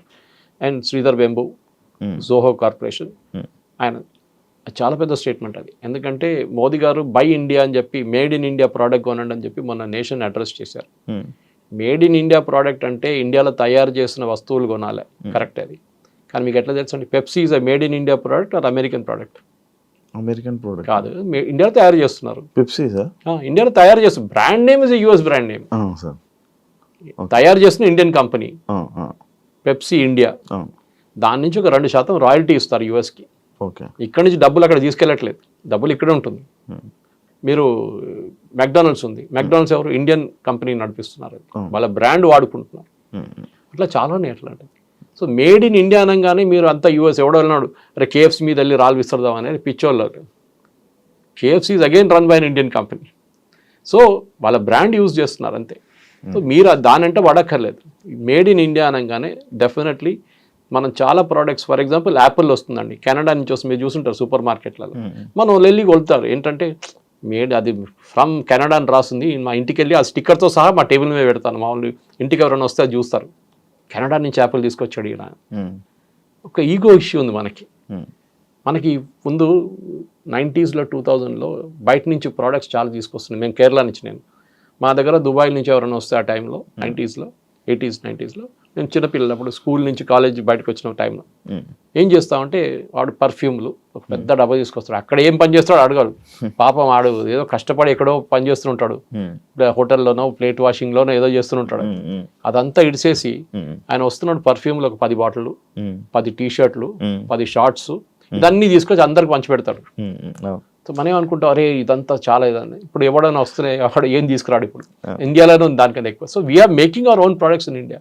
మనం రాకెట్లు తయారు చేస్తున్నాం, మనం శాటిలైట్స్ తయారు చేస్తున్నాం, we're making our own car. మనం ఏం చేయట్లేదు చెప్పండి, ఇప్పుడు డ్రోన్స్ తయారు చేస్తున్నాం, we're making everything ourselves. So made in India ఫిలాసఫీలోనే మీరు చాలా మటుకు US మీద డిపెండ్ కాక్కర్లేదు. కానీ ఎప్పుడు కూడా మనకు ప్రాబ్లమ్స్ ఉన్నాయి. ఫర్ ఎగ్జాంపుల్ మన దగ్గర కమర్షియల్ ఎయిర్క్రాఫ్ట్, బోయింగ్ అని ఎయిర్బస్ మీద డిపెండ్ అవుతున్నాం. మన దగ్గర ఇంకా ప్రొడక్షన్ కాలేదు, చైనా స్టార్ట్ చేసేసారు ఇప్పుడు. అది పెద్ద ప్రాజెక్ట్, అది ఇప్పుడు కాదు, నెక్స్ట్ 50 సంవత్సరాలు కూడా కాదు అది. ఎందుకంటే మన దగ్గర వాల్యూమ్ ఉండదు. మన ఎంత 300 ఎకరాలు కొంటాం సంవత్సరానికి కావాలంటే, అది కూడా మ్యాక్సిమం. ఆ వాల్యూమ్తో సస్టైన్ చేయలేము, టెక్నాలజీ వేరే అది. కానీ ఫైటర్ ఎయిర్క్రాఫ్ట్ చూడండి, తేజస్ కానివ్వండి, నెక్స్ట్ జనరల్ యాక్మా తీసుకొస్తున్నాం. దానికి సాఫ్రాన్ ఇంజిన్ ఫ్రాన్స్ తీసుకొచ్చి మనం హైదరాబాద్లోనే తయారు చేస్తున్నాం దాన్ని. ఈవెన్ నెక్స్ట్ రఫాల్లో మొత్తం ఫ్యూసిలాజ్ హైదరాబాద్ తయారవుతుంది టాటా కంపెనీతో. సో మనం చాలా మటుకు మేడ్ ఇన్ ఇండియా చేస్తున్నాం. కానీ US మీద డిపెండెన్సీ, US ఏమైపోయిందంటే, లోకంలో పోలీస్ మ్యాన్ అని ఫస్ట్ చెప్పారు. ఆఫ్ఘనిస్తాన్కి ఎందుకు వెళ్ళారు, సిరియాకి ఎందుకు వెళ్ళారు, సొమాలియాకి వెళ్ళి అక్కడ గొడవ, ఇక్కడ పోయినా అమెరికా ఏ దేశంలో పోయినా కానీ వాళ్ళు మొత్తం ధ్వంసం చేసే బయటకు వచ్చారు. మీరు ఆఫ్ఘనిస్తాన్ తీసుకోండి, ఇరాక్ తీసుకోండి, you go to Syria, Lebanon, ఎక్కడ వెళ్ళినా కానీ వియట్నాంతో స్టార్ట్ అయింది అమెరికా డిజాస్టర్. ఒక్క మాట కూడా అమెరికా ఒక్కటే చాలా కేర్ఫుల్ ఉంటారు. వాళ్ళ సాయిల్ మీద కొట్లాడరు, ఎప్పుడు యుద్ధం ఉండదు. రెండోసార్లు వాళ్ళ మీద యుద్ధం అని చెప్పలేం, అటాక్ జరిగింది. ఒకటి పర్ల్ హార్బర్లో జాపనీస్ అటాక్ చేశారు, నెక్స్ట్ 9/11లో ప్లేన్ తీసుకొచ్చి ట్విన్ టవర్స్ మీద కొట్టారు. Only twice. అది కాకుండా ఎప్పుడైనా అమెరికా ఇంకొక దేశంలో వెళ్ళి అక్కడ కొట్లాడి మొత్తం అక్కడ ధ్వంసం చేసి బయటకు వచ్చేస్తారు. వియట్నాంతో Vietnam was big disaster. So అట్లాంటి లెసన్స్ మనం నేర్చుకోవాలి. అమెరికాకి ఏంటంటే వాళ్ళ సెల్ఫిష్ ఇంట్రెస్ట్ వాళ్ళు చూసుకుంటున్నారు. మోదీ గారు వెళ్ళి రేపు నేను బంగ్లాదేశ్ వాళ్ళకి ఉద్యోగం ఇస్తా అంటే మోదీ గారిని రేపు తీసి కింద పడేస్తారు ఇక్కడ ఉన్న ప్రజలు. మాకు ఉద్యోగం కావాలి, బంగ్లాదేశ్ వాళ్ళకి వద్దు అని చెప్పేసి అదే పాలసీ ఆయన ఫాలో చేస్తున్నారు. He's catering to his constituency. ఆయన ఓటర్ల కోసం ఆయన ఏమైనా చేస్తాడు. సార్ మన ఇండియాలో ఎక్కువగా మన తెలుగు వాళ్ళు అంటే నువ్వు ఒక బీటెక్ కంప్లీట్ చేసావు, నువ్వు ఒక ఇంజనీరింగ్ అయిపోయి ఉందంటే నువ్వు యుఎస్లో వెళ్ళిపోవాలి, లేకపోతే ఒక పెళ్లి సంబంధం ఏదైనా సెట్ అయితే యుఎస్ వర్క్ ఇచ్చి పెళ్లి చేయాలి అంటే ఇలాంటివి ఎక్కువ ఉండడం వల్ల యుఎస్ డిమాండ్ ఎక్కువ అయిపోయిందా? యుఎస్ అమెరికన్ డ్రీమ్ ఒకటి ఉంది, అది క్రాష్ అయిపోయింది కంప్లీట్గా. ఇప్పుడు ట్రంప్ వచ్చిన తర్వాత ఇంకా మొత్తం క్రాష్ అయిపోయింది, క్రాష్ ల్యాండింగ్ అయిపోయింది కంప్లీట్గా. ఫస్ట్ ఆఫ్ ఆల్ మనం ఏం చేస్తున్న పెద్ద తప్పు ఏంటంటే we should never antagonize American workers. అంటే అమెరికాలో ఉన్న వాళ్ళ వర్కర్స్ని మీరు పనికిరాదు, మీరు ఇంట్లో కూర్చోండి, మేము వచ్చాం మీ పని చేయడానికి అని చెప్పకూడదు. అది ఎప్పుడు చేయకూడదు, చేసాం మనం. వాళ్ళు ఇప్పుడు చూడండి, ఇవాళ as we speak department of labour ఒక ఇన్వెస్టిగేషన్ ఓపెన్ చేశారు, ప్రాజెక్ట్ ఫైర్ వాల్ అని చెప్పి యుఎస్లో. దాంట్లో labour secretary personally investigation order చేస్తున్నారు. ఇప్పుడు మీరు H1B మీద వచ్చిన వాళ్ళు ఆల్రెడీ యుఎస్లో ఉంటే వాళ్ళ మీద చర్యలు తీసుకుంటున్నారు. కొత్త వాళ్ళని మర్చిపోండి, $1,00,000 కొత్త వాళ్ళకి, కొత్త వీసాకి. అక్కడ ఉన్న వాళ్ళ మీద ఇన్వెస్టిగేషన్ మొదలు పెట్టారు. మీకు జీతం ఎంత, మీరు ఎప్పుడు వచ్చారు, మిమ్మల్ని ఎట్లా తీసుకున్నారు, మీరు రీప్లేస్ చేసిన అమెరికన్ వర్కర్కి టాలెంట్ ఉందా లేదా అని ఎట్లా చెక్ చేశారు, వానికి ఎగ్జామ్ పెట్టారా, మీకు కూడా ఎగ్జామ్ పెట్టారా? ఏం చేయలేదు. టెక్నికలీ మీరు ఒక అమెరికన్ వర్కర్ని రీప్లేస్ చేస్తే ఆయనకున్న స్కిల్ మీకున్న స్కిల్ ఎట్లా టెస్ట్ చేస్తారు. ఒక రూమ్లో 50 మంది H1B వర్కర్స్, 50 మంది అమెరికన్స్ పెట్టి టెస్ట్ పెడితే తెలిసిపోతే ఎవరికి ఎంత తెలుసు అనేది. అదేం చేయకుండా H1B ఫ్రాడ్ నడుస్తుందని వాళ్ళ అంచనా. ఇప్పుడు మీడియన్ శాలరీ గురించి మాట్లాడుతున్నప్పుడు, మీడియన్ శాలరీ అంటే యావరేజ్ శాలరీ H1B వీసాలు వెళ్ళే వాళ్ళది ఇప్పుడు as per records, American records, government record $1,22,000 per year. Highest is 132 చూపిస్తుంది. ఇప్పుడు 122 ఇస్ యావరేజ్ మీడియన్. కానీ 122 ఇస్తున్నారా? అది చాలా పెద్ద ప్రశ్న. 122 ఇస్తే వాళ్ళు $1,00,000 $1,00,000 గడ్డానికి వాళ్ళకి ప్రాబ్లం లేదు, because this guy so skilled. కానీ కాదు కదా, అక్కడే జరుగుతుంది. సో ఈ డిపార్ట్మెంట్ ఇప్పుడు ఏమి ఇన్వెస్టిగేట్ చేస్తున్నారంటే ఈ కంపెనీలు ఎవరైనా ఈ ప్రాబ్లం ఏంటంటే H1Bలో చాలా స్టెప్స్ ఉన్నాయి. చిన్న ఒక తప్పు జరిగితే కూడా you company will face a major penalty. ఇప్పుడు అదే జరగబోతుంది. And that to master American companies, అదే అన్నిటికంటే పెద్దది. ఉన్నది ఒకటే, మన ఫస్ట్ 10లో TCS ఒకటే నేను చెప్పాను. దాని తర్వాత ఇన్ఫోసిస్ వీళ్ళందరూ ఉంటారు, యూజువల్ కల్ప్రిట్స్, కాగ్నిజెంట్ వీళ్ళందరూ ఉంటారు. కానీ మేజర్ ప్రాబ్లం ఎక్కడ వస్తుందంటే మిస్టెప్స్ అంటారు. మనం చిన్న ఒక తప్పు ఫామ్లో ఫిల్అప్ చేస్తున్నప్పుడు, లేకుంటే పిటిషన్ ఫైల్ చేస్తున్నప్పుడు చిన్న ఒక తప్పు చేస్తే ఇప్పుడేమంటున్నా అంటే ఇన్వెస్టిగేషన్ బయటకు వస్తే మీరు ఏ అమెరికన్ వర్కర్ని తీసేశారో ఉద్యోగం నుంచి వాళ్ళకి డబ్బులు ఇవ్వాలంటున్నారు. అంటే ఇంట్లో కూర్చొని ఒకడు వాడికి జాబ్ పోయింది ఎందుకంటే ఇండియన్స్ని తీసుకొచ్చారో లేకుంటే చైనీస్ని తీసుకొచ్చారని చెప్పగానే ఆయనకు బ్యాక్ వేజెస్గా ఇన్వాల్వ్స్ వస్తుంది. ఈ కంపెనీని బ్లాక్ లిస్ట్ చేసి పడేస్తారు. అప్పటి నుంచి మీరు తీసుకురాలేరు ఇండియా H1B వర్కర్స్ని యుఎస్కి. ఇన్వెస్టిగేషన్ చాలా దూరం ఇప్పుడు స్టార్ట్ అయింది ఇవాళ నుంచి. నెక్స్ట్ ఒక నెల రోజులు I think it will be hell. అంటే మనం అగైన్ ఎంప్లాయీ మీద ఇన్వెస్టిగేషన్ కాదు, తీసుకొచ్చిన కంపెనీ వాళ్ళ ఇన్వెస్టిగేషన్. అమెజాన్ కానీ, మెటా కానీ, మీరు మిగతా కంపెనీ, ట్విట్టర్, చాలా మంది ఉన్నారు అట్లా తీసుకొచ్చిన వాళ్ళు. ఇప్పుడు మన వాళ్ళు అక్కడ వెళ్ళిన ఉన్న వాళ్ళకి అక్కడ ఏం ఇష్యూ లేదా సార్? ఉండొచ్చు. ఇఫ్ యూఆర్ కాట్, ఆబ్వియస్లీ కదా, ఇఫ్ యూఆర్ కాట్, మీ మీద ఫ్రాడ్ జరిగింది, మీరు కూడా ఫ్రాడ్లో మీరు కూడా you're a part of it అంటే దెన్ ఇట్స్ అ ప్రాబ్లం. అంటే వీసా అనేది ఎప్పుడైనా రిజెక్ట్ చేయొచ్చు. It's not a birth right. మీరు సిటిజన్ కాదు కదా, యుఎస్ సిటిజన్, మీరు ఇండియన్ సిటిజన్. అక్కడ H1B మీద వెళ్ళారు, ఒక స్పెసిఫిక్ ఎంప్లాయ్మెంట్ వీసా అది. ఆ వీసా రూల్స్ మీరు వైలేట్ చేశారు. మీరు వైలేట్ చేశారు, కంపెనీ వాళ్ళు చేశారు, ఇట్స్ అ డిఫరెంట్ థింగ్. కానీ మీరు కూడా అక్కడ సంతకం పెట్టారు సేయింగ్ దట్ నాకు ఇంత స్కిల్ ఉంది, నేను వచ్చే అమెరికన్ వర్కర్ కన్నా నాకు ఎక్కువ స్కిల్ ఉందని చెప్పేసి. సపోజ్ మీరున్నారు, మీ దగ్గర BTech and PhD, MTech and PhD ఉందండి ఒక సబ్జెక్ట్ మెషిన్ లెర్నింగ్లో. మీరు వెళ్ళి ఒక అమెరికన్ వర్కర్ని రీప్లేస్ చేసినప్పుడు ఆయన కూడా అదే స్కిల్ ఉంటే మీరు ఎందుకు రీప్లేస్ చేస్తారని అడుగుతారు. ఆయనకు ఎంటెక్ ఉంది, is also done is PhD machine learning, same subject. ఆయన కూడా 98% మార్కులు ఉన్నాయి, మీకు కూడా 98 ఉంది కాలేజ్ నుంచి. మళ్ళీ ఆయన ఎందుకు రీప్లేస్ చేస్తున్నారు? మీకు 10 సంవత్సరాల ఎక్స్పీరియన్స్, ఆయన కూడా 10 సంవత్సరాల experience. So you have to argue. ఇప్పుడు ఇన్వెస్టిగేట్ చేస్తున్నారు, మీరు ఎవరిని రీప్లేస్ చేశారు. The rule is basic rule of H1B is అమెరికాలో ఆ టాలెంట్ లేదు, దానికోసం మేము బయట నుంచి తీసుకొస్తున్నాం. అమెరికాలో టాలెంట్ ఉంది, అమెరికన్ సిటిజన్స్కి ఉందంటే మీరు ఎందుకు తీసుకొచ్చారని ఆర్గ్యుమెంట్.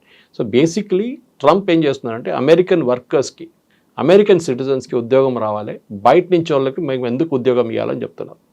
ఇది తెలుగు స్పీకింగ్ స్టేట్స్లో చాలా పెద్ద ప్రాబ్లం. ఎందుకంటే మన దగ్గర కల్చర్ క్రియేట్ చేస్తారు. ఇప్పుడు నేను వచ్చే కేరళ నుంచి ఆ ప్రాబ్లం లేదు, ఇక్కడ ముందు కూడా చెప్పాను, కర్ణాటకలో లేదు, తమిళనాడులో లేదు. ఈ పంజాబ్లో కన్నడకి వెళ్ళడానికి పెద్ద ఒక ఇది ఉంది, అది ఫార్మింగ్ క్రైసిస్. అది గుజరాతీ వాళ్ళు ట్రేడింగ్కి వెళ్తారు. మీరు లండన్కి వెళ్ళండి, న్యూయార్క్కి వెళ్ళండి, మోటల్స్ అంతా వాళ్ళదే ఉంటుంది కంప్లీట్. వాళ్ళ బిజినెస్ అలాగే, వాళ్ళ ఉద్యోగంకి వెళ్ళట్లేదు, వాళ్ళు ఇన్వెస్ట్మెంట్కి వెళ్తున్నారు అక్కడ. సో దాన్ని ఇప్పుడు ట్రంప్ వెల్కమ్ చేస్తున్నారు. మీరు $5 మిలియన్ పెట్టండి, మీకు కార్డు ఇచ్చేస్తా అంటున్నాడు, ట్రంప్ కార్డు ఇచ్చేస్తా అంటున్నారు సపరేట్. సో మన వాళ్ళు మస్తు పెడతారు $5 మిలియన్. గుజరాతీస్కి అసలు ప్రాబ్లమే ఉండదు, ఫటాఫట్ పెట్టేస్తారు వాళ్ళు. కానీ దానికి కూడా ఒక ఇది ఉంది, పద్ధతి ఉంది. ఇచ్చిన అందరికి ఇయ్యరు, they will select people and only then let them in అనమాట.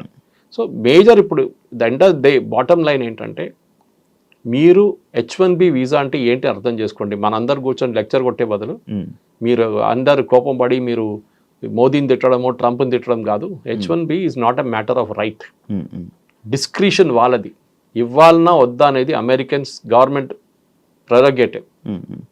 మీరు H1B మీద వెళ్తున్నప్పుడు you're replacing an American worker, అది వాళ్ళకు కోపం వస్తుంది. యా సార్, ఈ వాళ్ళని రీప్లేస్ చేసే ఇదే సిచ్యువేషన్లో ఈ టాపిక్లోనే సార్ రీసెంట్గా ట్రంప్ అంటే అదే టైంలో ఇది ఒకటి విన్నాను సార్ నేను.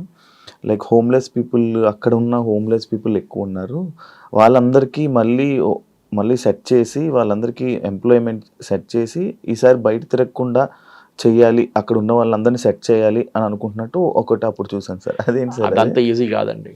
అమెరికాలో ప్రాబ్లం ఏమొచ్చిందంటే, ఐటీ పక్కన పెడతాం ఫర్ ఎ మూమెంట్. అమెరికాలో మ్యానుఫ్యాక్చరింగ్ పవర్ ఉండే America 1960s, 70s, 80s, 90s దాకా. చైనా ఎప్పటి నుంచి పెరిగిందో ఆ రోజు నుంచి అమెరికన్ మ్యానుఫ్యాక్చరింగ్ పడిపోయింది. స్టీల్ కానివ్వండి, కార్ ఛాంపియన్స్ అమెరికన్, క్రిస్లర్ కానివ్వండి, ఫోర్డ్ కానివ్వండి, అక్కడి నుంచే కార్ మొదలైంది కదా. అవును, ఫోర్డ్ కాదు ఫస్ట్ కార్ అక్కడే మొదలైంది. దాని తర్వాత స్టీల్, బెత్లెహెమ్ స్టీల్, వాళ్ళ పెద్ద పెద్ద ప్లాంట్స్ ఉండే స్టీల్. కానీ ఏంటంటే అమెరికాలో ప్రాబ్లం, గంటకి $10 జీతం మినిమం వేజ్ యావరేజ్గా.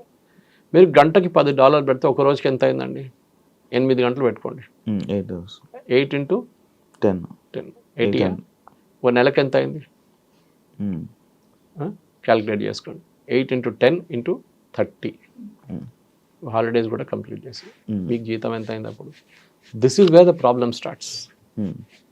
అమెరికన్ వర్కర్స్కి ఎప్పుడు నేను ఎక్స్ప్లెయిన్ చేస్తుంటాను కాలేజ్లో లెక్చర్స్కి వెళ్ళినప్పుడు, why America is not productive అంటే, మీ ఇంటికి ఒక ప్లంబర్ వస్తే $500 ట్యాప్ ఫిట్ చేయడానికి $1000 తీసుకుంటే that means that economy is finished. Tap విలువ $500, కానీ ఆ ఫిట్ చేసి వచ్చినోడు $1000 తీసుకుంటున్నాడు. అమెరికాలో అదే జరుగుతుంది, వాడు వచ్చిన పని చేసి వెళ్ళిపోతాడు, ఇంకేం చేయడు. మన దగ్గర ఏం చేస్తారు, ప్లంబర్ వస్తే అరే అక్కడ కొంచెం లీక్ ఉంది, ఇక్కడ కొంచెం లీక్ ఉంది, అది చూడు ఇది చూడు అని చెప్పి 10 పనులు చేయించుకుంటాం అంతా. ఇది నార్మల్. అఫ్కోర్స్ అర్బన్ క్లాప్తో చేయలేరు, అర్బన్ కంపెనీతో, కానీ మిగతా చిన్న దాంట్లో అది చేస్తారు వాళ్ళు. సో వీఆర్ స్టిల్ దానికోసం India is not a cheap economy. మనం చాలామంది చీప్ అని చెప్తాం, కాదు, వీఆర్ అ కాస్ట్ ఎఫెక్టివ్ ఎకానమీ. మన దగ్గర ఇప్పుడు కూడా ఐటీ సెక్టర్లో పనిచేస్తున్న చాలా మందికి మంచి ఉద్యోగాలు, మంచి జీతంలో ఉన్నాయి ఇక్కడ ఉండి కూడా. అమంగ్ ద ఎంటైర్ ఇండస్ట్రీ వాళ్ళకి బహుశా ఇంకా అన్నిటికంటే ఎక్కువ వాళ్ళే. కానీ ప్రాబ్లం ఎక్కడ వచ్చిందంటే, ఇది ఒక షో ఆఫ్ లాగా అయిపోయింది. ఏం పని చేస్తున్నా అంటారు, ఐటీ సెక్టర్లో అంటాడు, వాడు ఏం చేస్తున్నాడు ఐటీలో అడగకండి, అది ఇంకో ప్రాబ్లం. ఉద్యోగం మీకు చెప్పాను చూడండి, ఎడ్యుకేషన్ నుంచి కూడా ఇంజనీరింగ్ కాలేజ్ మంది 100% ప్లేస్మెంట్ అని బోర్డు పెడతారు. ఛాలెంజ్ చేస్తున్నాను, మన జేఎన్టీ కూడా ఒక ఎంక్వైరీ ఆర్డర్ చేశారు, 100% ప్లేస్మెంట్ లేదు, ఇంకా హారిబుల్ అయిపోతుంది ఇంకా ఇక్కడి నుంచి. సో మీరు టాలెంటెడ్ ఉంటే, ఏ ఫీల్డ్ అయినా కానివ్వండి, ఇఫ్ యు ఆర్ టాలెంటెడ్, మీ దగ్గర నాలెడ్జ్ ఉంటే మిమ్మల్ని ఎవడైనా వచ్చి ఎత్తుకెళ్తాడు, నో ప్రాబ్లం. ఎంత డబ్బులు ఇచ్చని తీసుకెళ్తాడు. కానీ మీరు టాలెంట్ లేదు, మీరు ఒట్టిగా హవాలా మాట్లాడుతున్నారంటే మీరు ఎక్కడ వెళ్ళలేరు.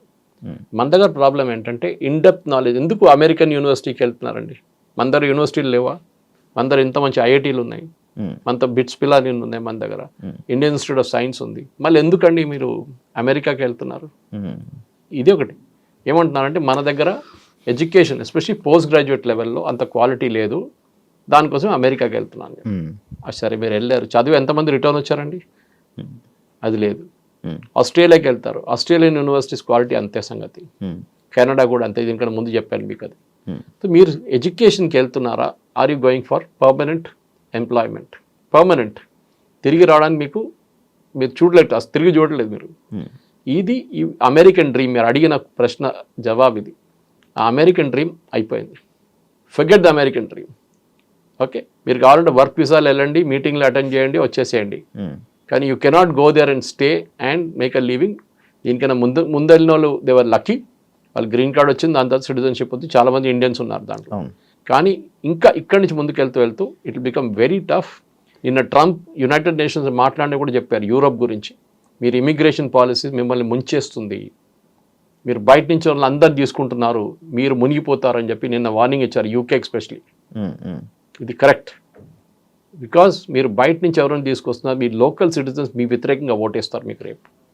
అది ట్రంప్ గెలిచింది ఎందుకంటే ఈ set I will bring back, make America great again, Naga అని చెప్పారు. ఆ కాన్స్టిట్యున్సీ కోసమే ట్రంప్ పనిచేస్తున్నారు, ఇంకా ఎవరి కోసం పనిచేయట్లేదు. అయితే సార్ మ్యానుఫ్యాక్చరింగ్ అంతా మనకి సగం ఒక 50% మనం ఎక్స్పోర్ట్ ఇది చేసేది మొత్తం మనం చైనా నుంచే కదా సార్. అయితే ఈ H1B ఈ వీసా రేట్లు ఎప్పుడైతే $1,00,000 చేశారో, ఇదే టైంలో చైనా లైక్ కే వీసా అని చెప్పి ఒకటి రిలీజ్ చేయడం జరిగింది.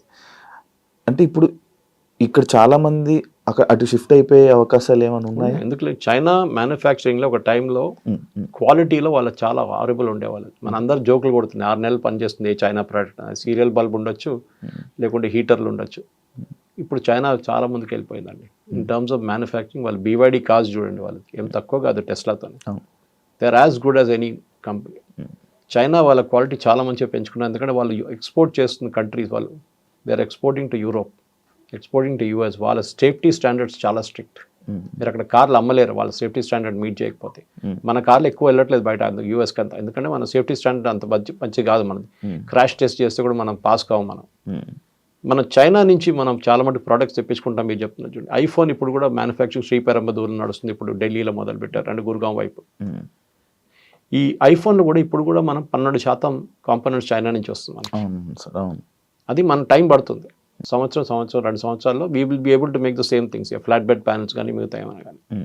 ఇప్పటికి మన చైనా దగ్గర నుంచి మనం నేర్చుకోవాల్సింది అంటే కోవిడ్ టైంలో సప్లై చైన్ మొత్తం డిస్టర్బ్ అయిపోయింది. ఫర్ ఎగ్జాంపుల్ మనం ఫార్మస్యూటికల్స్లో మనం బేసిక్ ఫార్మస్యూటికల్స్ మర్చిపోయి, APIs అంటారు దాన్ని, మనం దాన్ని మర్చిపోయి, అంటే బేసిక్ రా మెటీరియల్ మనం ముందు తయారు చేస్తుండే పటాన్చెరులో జీడిమెట్లలో అంతా. అది మనం ఏమన్నా దాని వాల్యూ అడిషన్ లేదు. గ్రానైట్ రాయి ఇచ్చే బదులు దాన్ని కోసి అంత పాలిష్ చేసి గ్రానైట్ కాబట్టి నాకు ఇంకా 10,000 10 times or 20 times వాల్యూ వస్తుందని చెప్పి we got in to formulations. ఇప్పుడు మన ఫైనల్ ప్రోడక్ట్ తయారు చేసి డాక్టర్ రెడ్డీస్ కానివ్వండి, భారత్ బయోటెక్ కానివ్వండి, BE కానివ్వండి, ఎవరైనా కానివ్వండి, వీళ్ళు తయారు చేసి పంపిస్తున్నారు యుఎస్కి. దానికోసం 50% డ్యూటీ వేసినప్పుడు, టారిఫ్ వేసినప్పుడు ఫార్మస్యూటికల్స్ లేదా లిస్ట్లో చూసారా మీరు? ఎందుకు? ఫార్మస్యూటికల్ మీద ఉండాలి కదా. ఎందుకంటే అమెరికన్ కన్స్యూమర్కి అన్నిటికంటే చీపెస్ట్ డ్రగ్ అమ్ముతుంది భారతదేశం నుంచి, మోస్ట్ కాస్ట్ ఎఫెక్టివ్ డ్రగ్ మన దగ్గర నుంచి వెళ్తుంది. India the pharmacy capital of the world అంటాం. 2 కేటగిరీస్ ఎగ్జామ్ చేశారు దాని నుంచి, ఒకటి IT సెక్టర్, ఇంకోటి ఫార్మసీ. ఎందుకంటే బేసిక్లీ IT సెక్టర్ పెడితే అమెరికన్ కంపెనీస్గా నష్టమవుతుంది, వాళ్ళ బాటమ్ లైన్ పోతుంది, కంప్లీట్ వాళ్ళ నష్టాలు వచ్చేస్తారని చెప్పి IT కంపెనీస్ మీద ఏం పెట్టలేదు. అదే టైంలో ఫార్మా కూడా పెట్టలేదు, ఎందుకంటే భారతదేశం నుంచి ఫార్మా రావాల్సిందే. ఎందుకంటే $50 మీరు ఎక్కువ చేస్తే కట్టాల్సింది అమెరికన్ కన్స్యూమర్, ఇండియన్ కంపెనీ కాదు. టారిఫ్ కూడా ఎవరు కడుతున్నారు?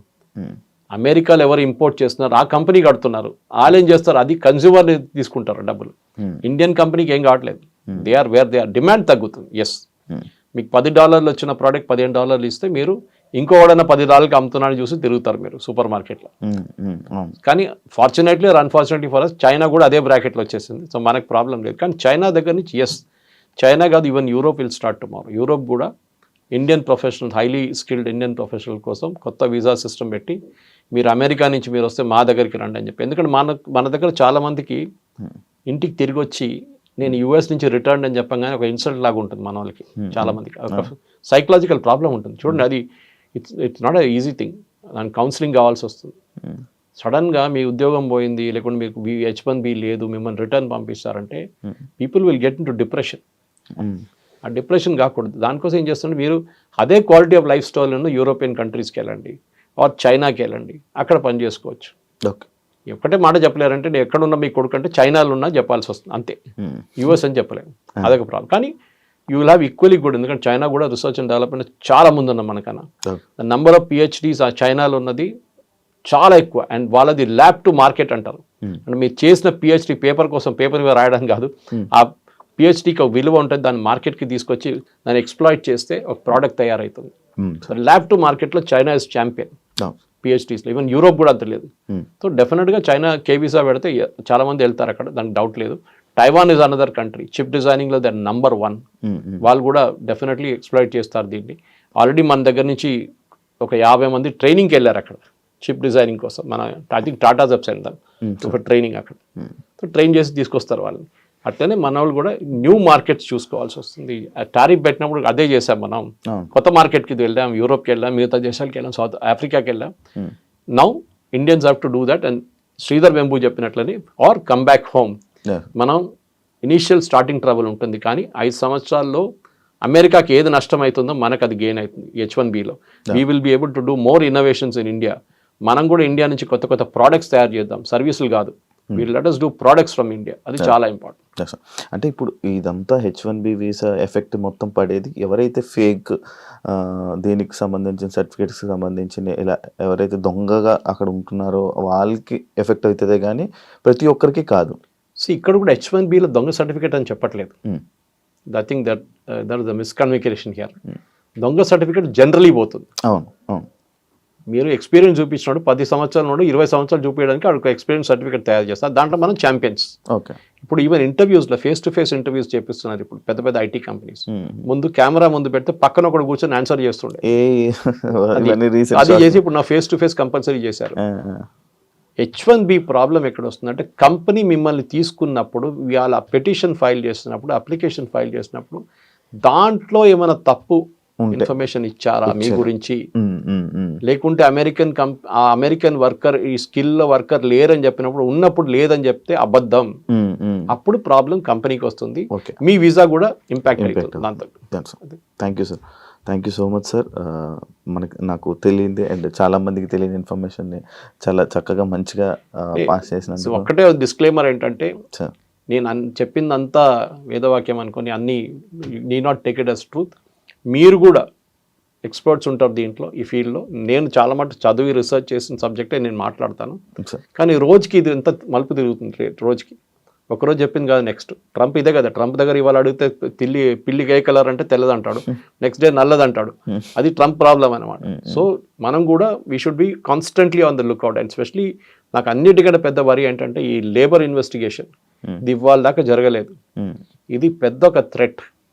రాత్రికి రాత్రి బహుశా H1B క్యాన్సల్ కావచ్చు, ఎగ్జిస్టింగ్ వన్, కొత్త వాళ్ళని మర్చిపోండి.